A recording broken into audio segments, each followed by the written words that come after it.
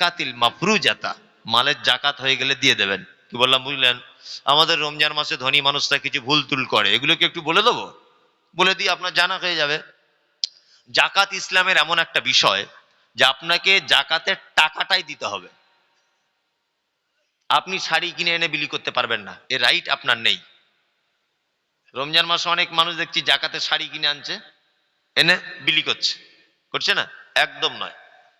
জাকাতের শাড়ি কেনার রাইট আপনার নেই, কারণ জাকাতের টাকা আপনার নয়, ওটা গরিব মানুষের টাকা, আল্লাহ আপনার কাছে জমা রেখেছে। ভালো করে বুঝবেন, ওর টাকা ওকে দিয়ে দিবেন। ও শাড়ি কিনবে না, ব্লাউজ কিনবে না, সেলাই মেশিন কিনবে, ওর ব্যাপার। ওর টাকায় আপনি শাড়ি কিনতে গেলেন কেন? শাড়ি যদি আপনার কেনার ইচ্ছা হয়, জাকাত দেওয়ার পরে আসল মাল থেকে দান বাবদ কিছু শাড়ি কিনে বিলি করুন।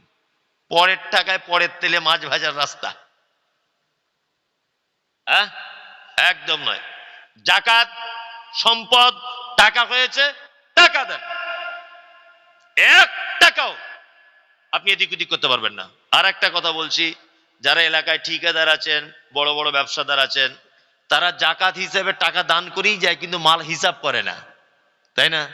এই মমতাজুল ইসলাম আপনাদেরকে, এবং সোশ্যাল মিডিয়াতে এখন কাল সকাল হতে ভিডিওটা লাখ লাখ মানুষ দেখবে, সবাইকে বলছি, হিসাব করা ছাড়া যদি কোনো মানুষ তার টাকার সব যদি দান করে দেয়, তবুও জাকাত বলে গণ্য হবে না। হিসাব করাই লাগবে। কি বললাম বুঝলেন? হিসাব করে মালের জাকাত দেওয়া লাগবে, টাকাই দিয়ে দিবেন। চলুন। আর অতাহুজ্জাল বাইত, মক্কা থেকে যাওয়া আসার জন্য যদি খরচা থাকে, কি করো? হজ করে নাও, তাই না? যাদের হজের টাকা নেই তারা কি করবে? তাদের জন্য ফরজ নয়। তাদের এটা আমি বলবো যে আপনি অন্তত একবার উমরাটা করে আসুন। আল্লাহু আকবার, কি যে স্বাদ, মানে সেটা মুখে ধারণা। আমি 2 মাস আগে এলাম ওখান থেকে, কি যে স্বাদ আপনাকে বলে বোঝানো যাবে না। যত নিষ্ঠুর মানুষই হোক, মক্কার দিকে তাকালে চোখ দিয়ে ঝরঝর করে পানি পড়ছে। Ethiopia, Tanzania, German, Japan, France, Thailand, Kuwait, Qatar, Bahrain, Dubai, যে ভাষার মানুষ হোক, কালো, কুচকুচে, লম্বা, মেঠে, সবাই কাবার দিকে প্রথমে দেখি ঝরঝর ঝরঝর করে কাঁদছে। অবাক হয়ে যাচ্ছি। কাবার ইমাম যখন তেলাওয়াত করছেন, অসংখ্য মানুষ কাঁদছে। আল্লাহু আকবার। যে নবীর জন্যে নুপুর শর্মা কথা বলার কারণে এইখানে রাস্তা অবরোধ করা হচ্ছে, সেই নবীর কবরটা যখন নিজের চোখে দেখবেন যে আমার নবী এই জায়গাটায় শুয়ে আছেন, কি আপনার ফিলিংসটা হবে বুঝতে পারছেন? হ্যাঁ, আল্লাহ তুমি ওই জায়গাটা সবার একবার ঘুরে আসা তৌফিক দান করো, আমিন। অন্তত উমরা করতে একবার যান। টাকা তো আপনাদের নদিয়া মানে চিনি টিনি মিশিয়ে এদিক ওদিক করে যাওয়া যাবে, তাই না? গুড়ে চিনি টিনি দিয়ে এদিক ওদিক করে যাই হোক, একবার উমরা করার অন্তত পক্ষে যান। 1 লাখ টাকা খরচা হবে খুব বেশি যদি হয়, খুব তৃপ্তি পেয়ে যাবেন জীবনে। মুহাম্মদ সাল্লাল্লাহু আলাইহি ওয়াসাল্লাম ছেলেটিকে বলছে তুমি জান্নাত যেতে চাও? বলছে আল্লাহ রাসূল হ্যাঁ চাই। 5টা কাজ করে নাও। সর্বক্ষেত্রে গোলামি করো আল্লাহর, শিরিক করে দিও না, 5 ওয়াক্ত নামাজ পড়ো, জাকাত বুঝে দিয়ে দাও, আর হজ করে নাও, তাহলে তুমি জান্নাত চলে যাবে।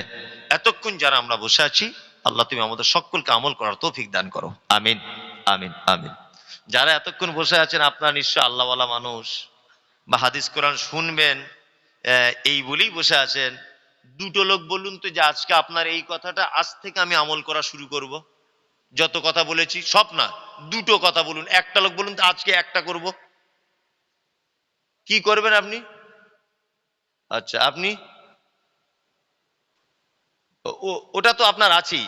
এত যে আমি কথাগুলো বললাম, সালাম দেবেন, রুগীকে দেখতে যাবেন, এই করবেন সেই করবেন, যত কথা বললাম, আপনি বলুন যে আমি আজকে থেকে নতুন একটা আমল শুরু করব। কে কি করবেন?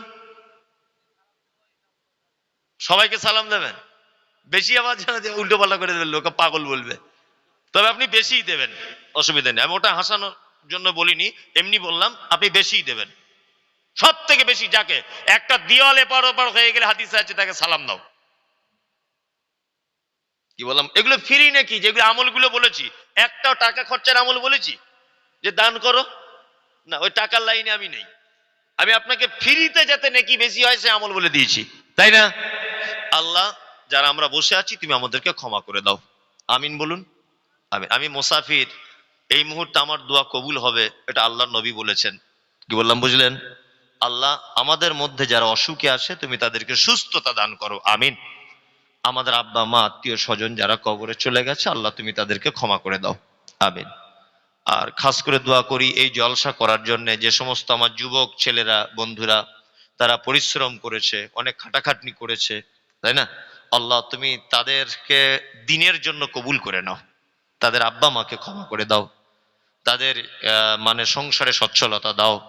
যা এতক্ষণ পর্যন্ত বসে আছেন, যাদের ছেলে মেয়েরা বিদেশে কাজ টাজ করে বিপদ আপদে আছে, আল্লাহ তুমি সকলকে আসান করে দাও, আমিন।